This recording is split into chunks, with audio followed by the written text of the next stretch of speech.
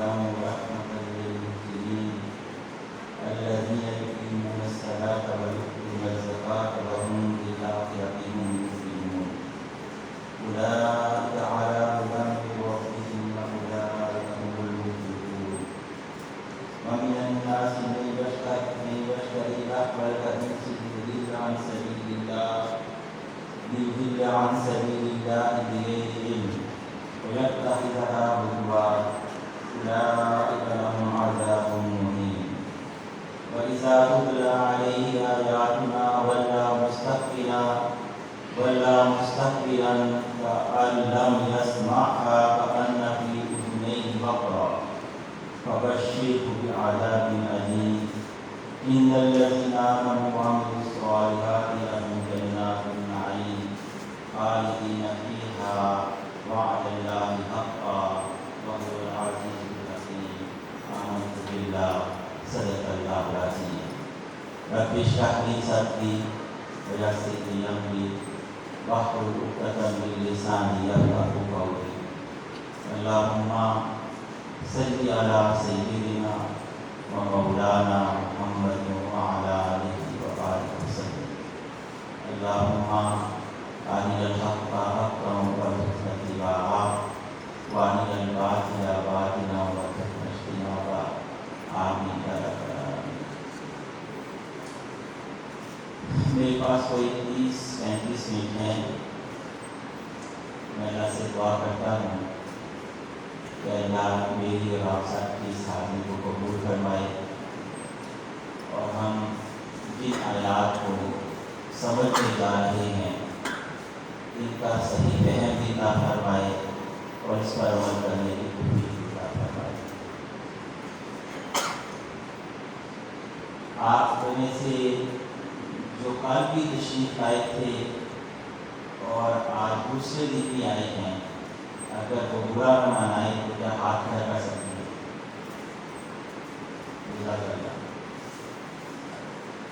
اچھا, اپنا اپنا قرآن پڑھنے کا انداز ہوتا ہے. میں یہ سمجھتا ہوں کہ جب قرآن کی کلاس ہو تو ہر شخص کو اپنا قرآن لے کر آنا چاہیے.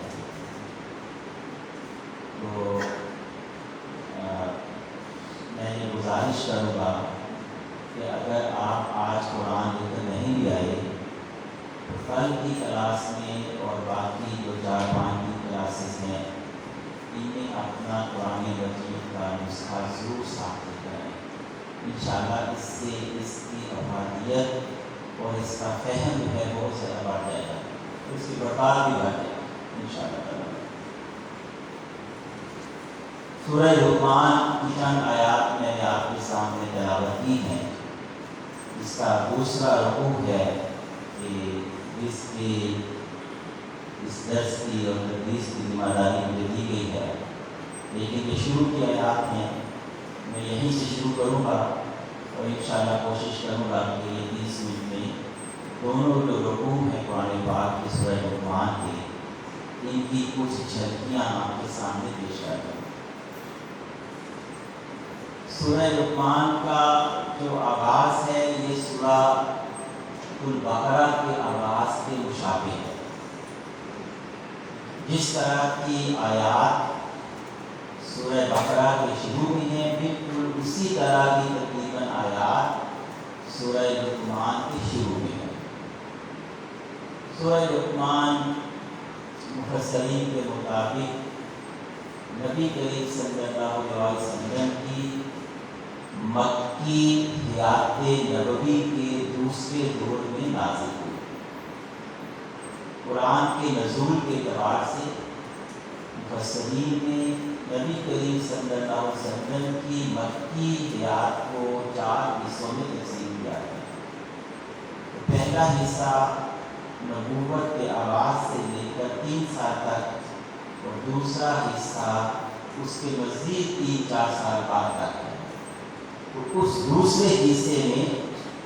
جب قرآن مجید کی دعوت کی اور نبی کریم صلی اللہ علیہ وسلم کے دین کی مخالفت میں شدت آ گئی تھی, اس کشمکش کے دوران قرآن کی یہ آیات کا نزول ہوا ہے اس پس منظر کو ہم سامنے رکھتے ہیں تو ہمیں قرآن کی روشنی میں سیرت کو سمجھنے میں مدد ملتی ہے اور سیرت کی روشنی میں قرآن کو سمجھنے میں مدد ملتی ہے۔ تو اس کشمکش کے دور میں جب قرآن اترا تو اس نے اس صورت میں جو پہلی بات کی الف لام میم کے بعد وہ یہ تھی کہ یہ اللہ تعالیٰ کی کتاب حکمت کی آیات، یہ ایسی کتاب کی آیات ہے جو سراسر حکمت ہے، سراسر دانش ہے، سراسر خیر و بھلائی پر مشتمل ہے، اور یہ ایک ذات حکیم کی طرف سے نازل ہونے والی ہے۔ اس میں حکیم لقمان کا ذکر ہے تو یہاں اللہ نے اس سے پہلے قرآن کو بھی حکیم قرار دیا، اور جس ذات کی طرف سے اتری ہے اللہ تعالیٰ کی، اس ذات کو بھی صاحب حکمت قرار دیا کہ عظیم حکمت والی وہ ذات ہے۔ تو کہا یہ جو آیات آئی ہیں ہدی و رحمۃ للمحسنین، یہ سراسر ہدایت ہیں اور سراسر رحمت ہیں ان لوگوں کے لیے جو احسان کرنے والے ہیں۔ ہدی و رحمۃ للمحسنین، اس کا مطلب یہ ہے کہ اگر کوئی بھی فرد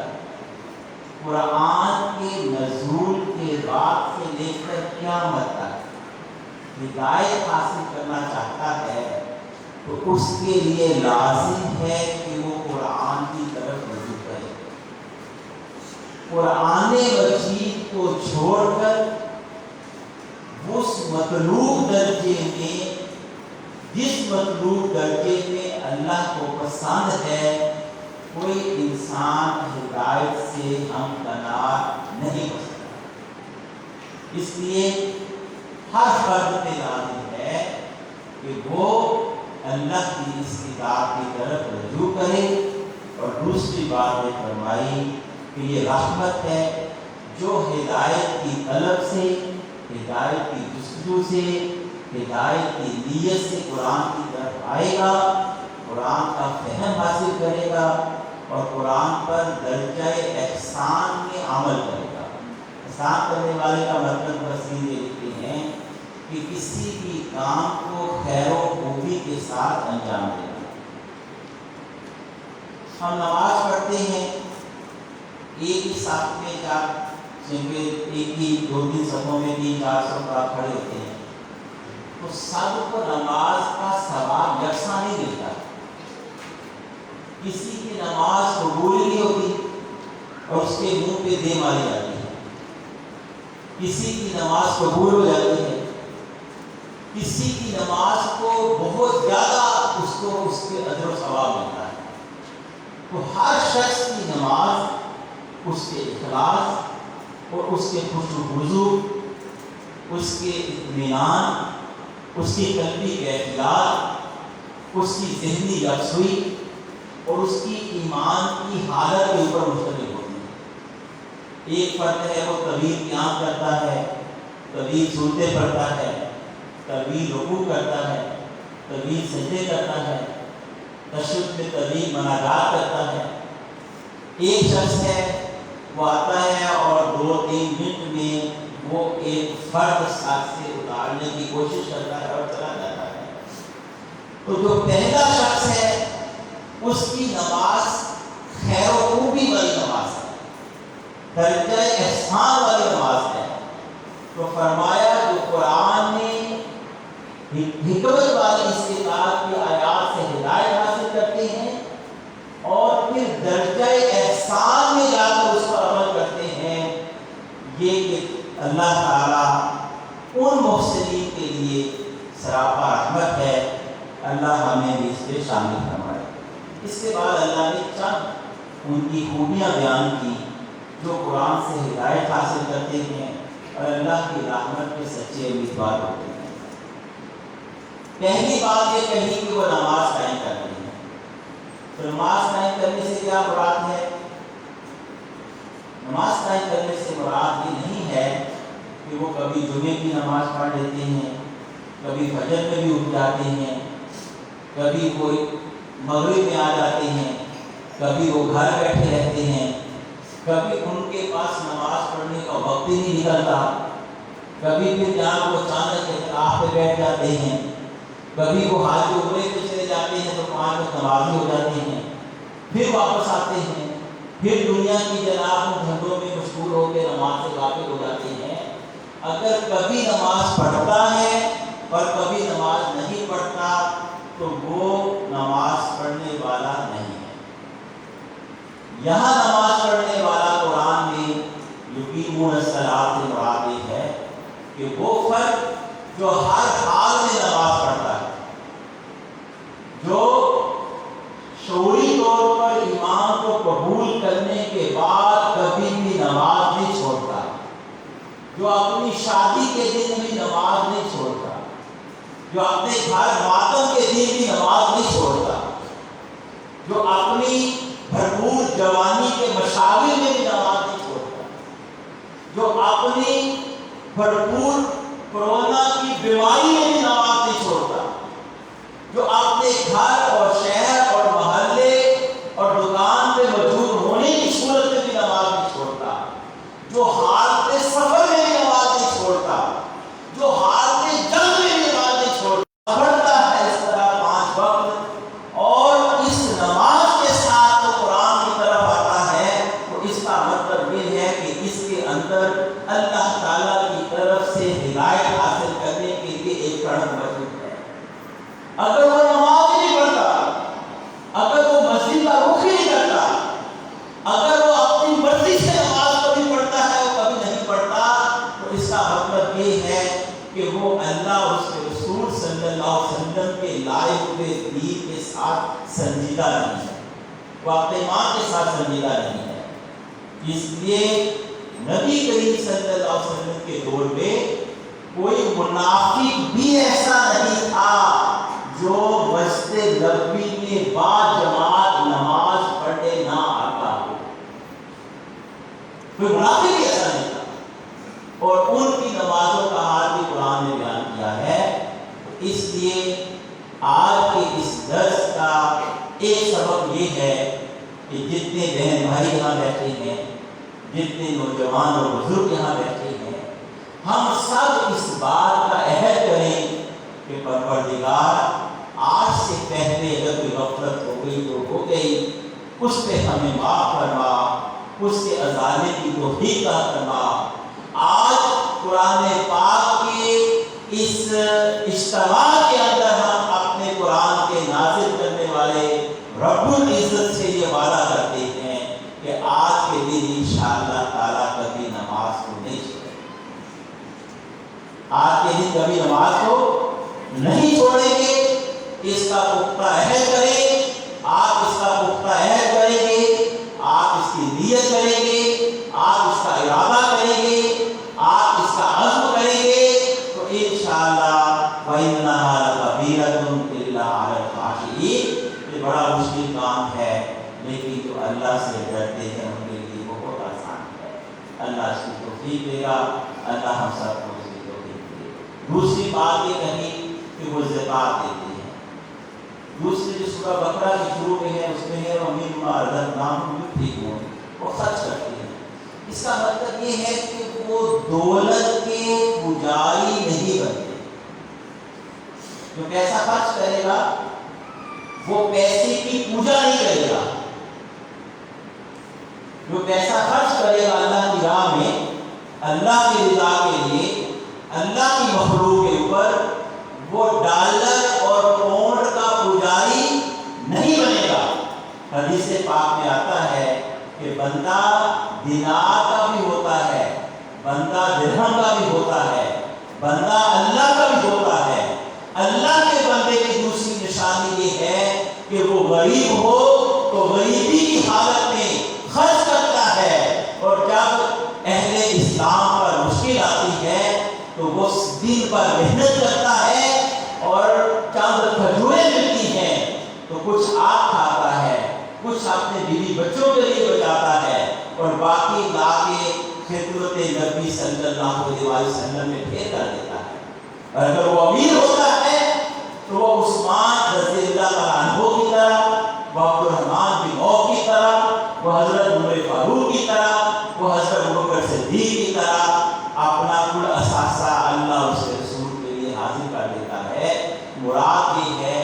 کہ پیسے کے معاملے میں وہ تنگ نظر نہیں ہوتا، بخیل نہیں ہوتا، کنجوس نہیں ہوتا، اور اس کے اندر اثار اور قربانی کا جذبہ ہوتا ہے۔ اس کو پتہ ہوتا ہے کہ جو پیسہ وہ اللہ کی راہ میں خرچ کرے گا، قیامت کے دن اللہ تعالیٰ اس کو بہت بڑھا کر اسے لوٹا دے گا۔ یہ دوسری صفت اس کی بیان ہوتی ہے۔ پہلی صفت اس کی نماز کی، اس کو اللہ کے ساتھ جوڑتی ہے، اور دوسری صفت اس کو اللہ کی رضا کے لیے جب مخلوق پہ خرچ کرتا ہے تو مخلوق کے حقوق ادا کرنے کے لیے کھڑا کر دیتی ہے۔ جو اپنی محنت کی کمائی کو اپنے دائیں بائیں خرچ کرے گا، اپنے محلے میں خرچ کرے گا، اپنے عائلہ و آل پہ خرچ کرے گا، دین کی اقامت کے لیے خرچ کرے گا، دین کی اشاعت کے لیے خرچ کرے گا، مظلوموں کی مدد کے لیے خرچ کرے گا، بیوہ یتیموں کے لیے خرچ کرے گا، وہ شخص کبھی کسی کے مال پر بری نظر نہیں رکھتا۔ جو قربانی دے گا وہ ڈاکو نہیں بن سکتا۔ جس کا ایمان قربانی والا ہے، اس کا ایمان اس کو کسی کا مال چوری کرنے کی اور کرپشن کرنے کی اجازت نہیں دیتی۔ تو اس طرح جو مال خرچ کرتا ہے، اس کا خرچ کرنا بھی اس کے ایمان کے تزکیے کا ایک ذریعہ بن جاتا ہے۔ تو نماز کے بعد یہ دوسری صفت بیان کی، اور اس کے بعد فرمایا وَبِالْبَهُمْ بِالْآخِرَةِ هُمْ يُوقِنُونَ۔ تیسری صفت جو قرآن پڑھنے والے ہم کی یہ ہے کہ آخرت پر یقین رکھتے ہیں، اور یہ وہی بات ہے جو سورہ بقرہ کے شروع میں بھی آئی ہے۔ علماء یہ کہتے ہیں کہ توحید اور رسالت کا عقیدہ رکھنے سے کوئی نیک نہیں بن جائے گا۔ توحید کا آپ نے کلمہ پڑھ لیا، رسالت کا کلمہ پڑھ لیا، توحید اور رسالت کے مجرد عقیدے سے نہ کوئی نیکی کے راستے پہ استقامت کے ساتھ کھڑا ہو سکتا ہے، نہ کوئی برائی اور گناہ کے راستے سے استقامت کے ساتھ بچ سکتا ہے۔ آخرت کا عقیدہ اور آخرت کا یقین ہے جو ایک انسان کو اللہ کی راہ میں نیکی کے راستے پہ جما دیتا ہے اور گناہ کے راستے سے واپس ہونے پہ مجبور کر دیتا ہے۔ جنت کی حرص نہیں ہوگی، جنت اس کا مقصد نہیں ہوگی، جنت اس کی زندگی کا نصب العین نہیں ہوگی، تو نہ وہ فحاشی سے بچ پائے گا، نہ وہ فجر کی نماز کے لیے اٹھ پائے گا، نہ وہ جہاد عظیم کر سکے گا، نہ وہ قرآن کی مجالس میں شریک ہو سکے گا، نہ وہ گناہوں بھری اس دنیا سے اپنے دامن کو گناہوں سے بچا سکے گا۔ میں کبھی سوال کرتا ہوں، میں پوچھتا ہوں آپ روزانہ اخبار پڑھتے ہیں، یہ مسلمانوں کا معاشرہ ہے، یہاں 20-25 کروڑ مسلمان رہتے ہیں، یہ سارے